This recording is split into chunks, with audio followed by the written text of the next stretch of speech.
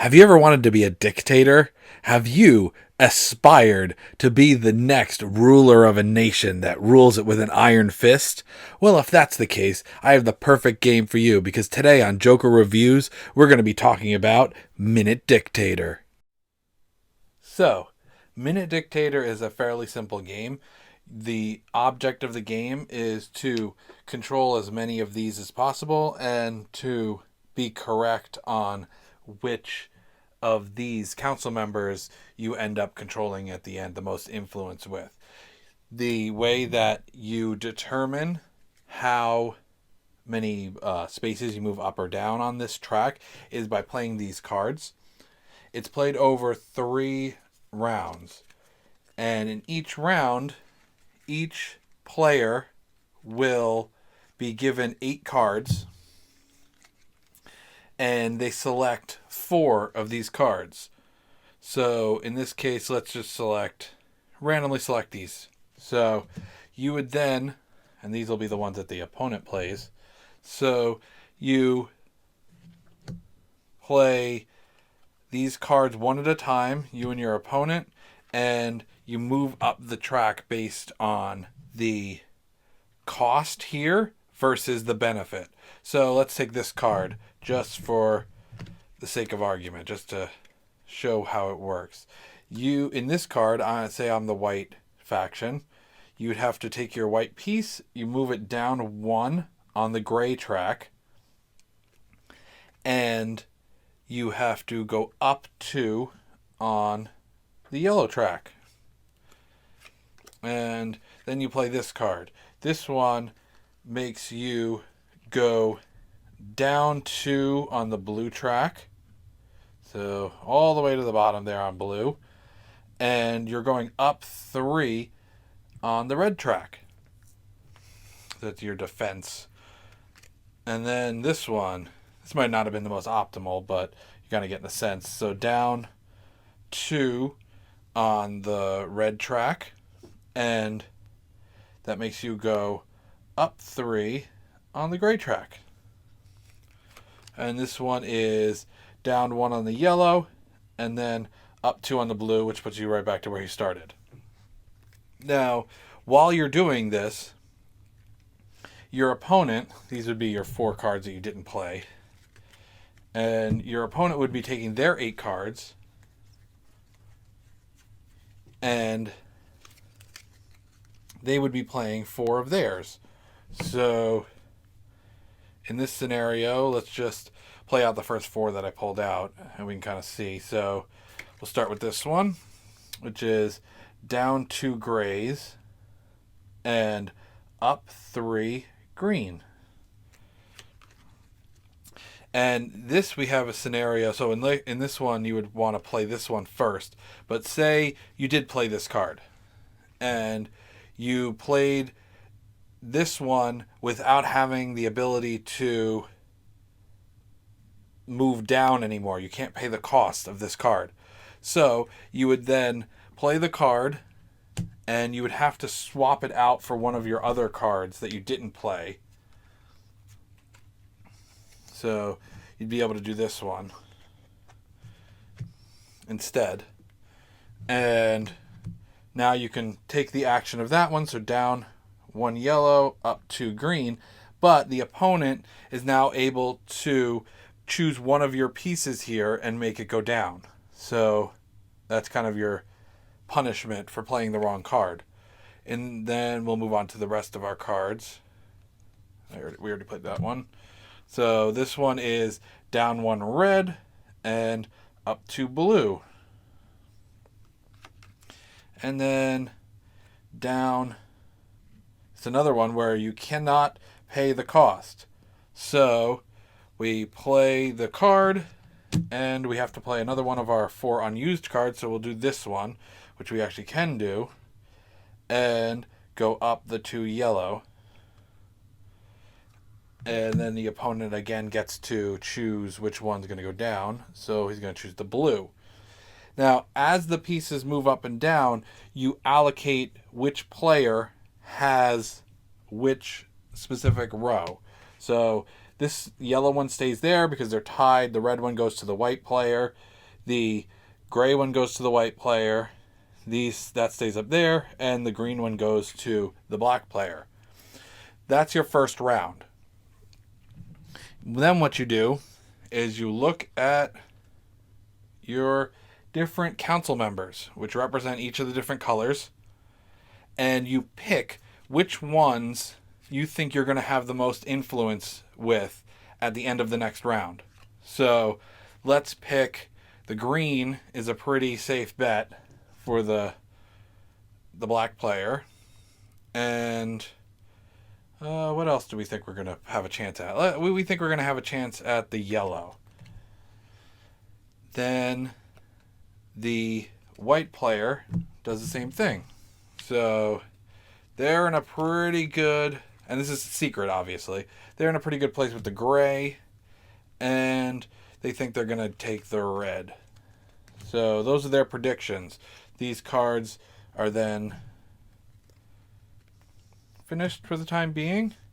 You then pass the 8 cards that you had in the previous round to the other player. So these are the 8 cards from the black player going to the white player, and the 8 cards from the white player going to the black player. You would then complete the round just like you did in the previous one. So your white player is going to pick cards. Again, I'm just kind of picking cards. I'm not going to really go through the strategy of this. So we have bread rations. He's going to go down 1 yellow, and he's going to go up 2 green.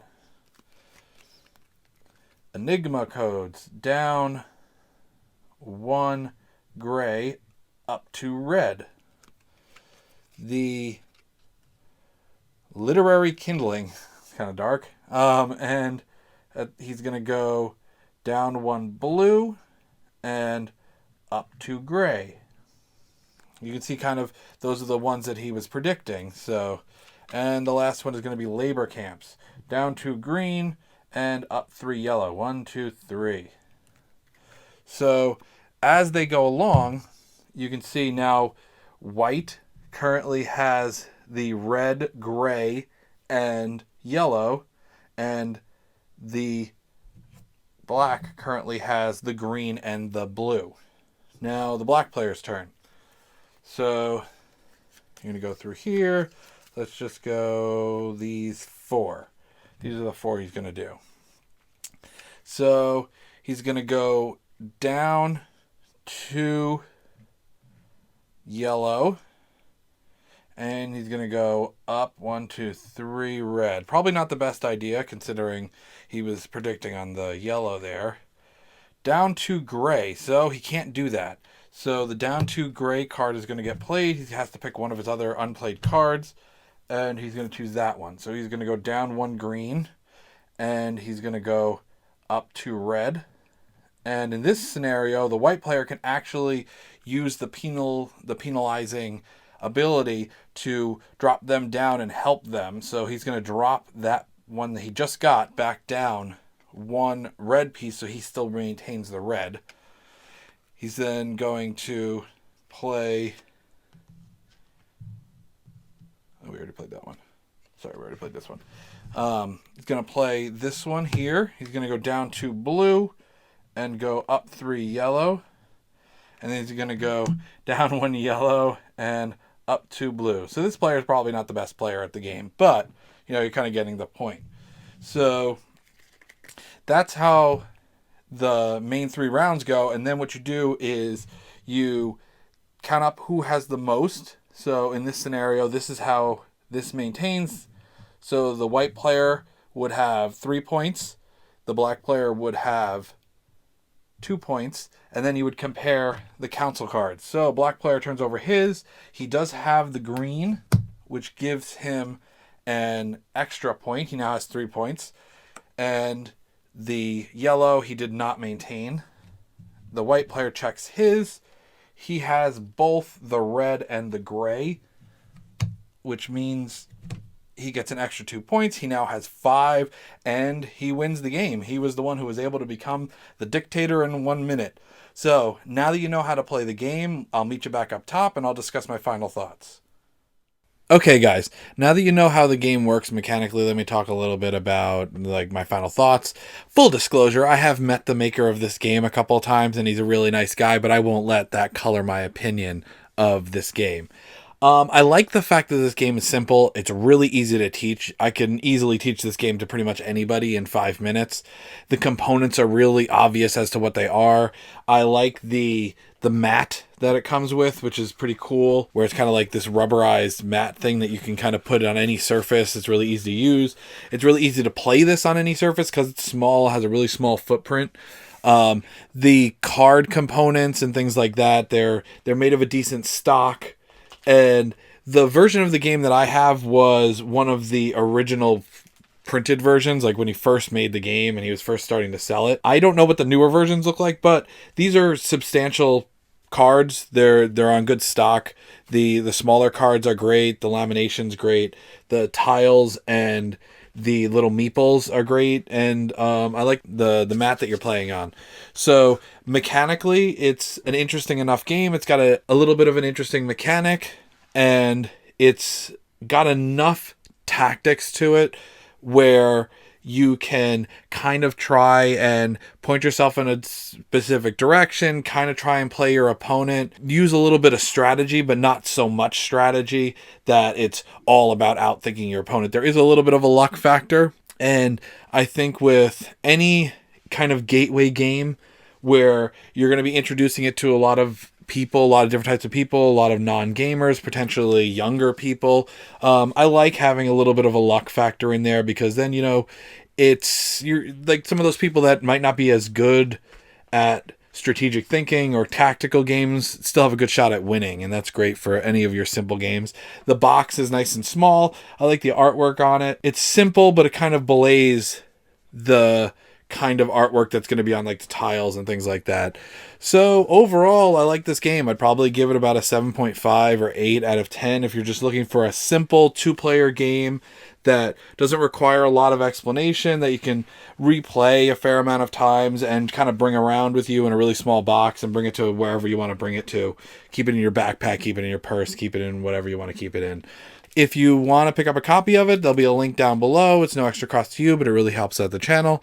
And if you like these game reviews, then I urge you to like, comment, and subscribe, and hit that notification bell. Make sure that you know exactly what's going to be coming up when the next game review comes out. And I'll catch you in the next game review.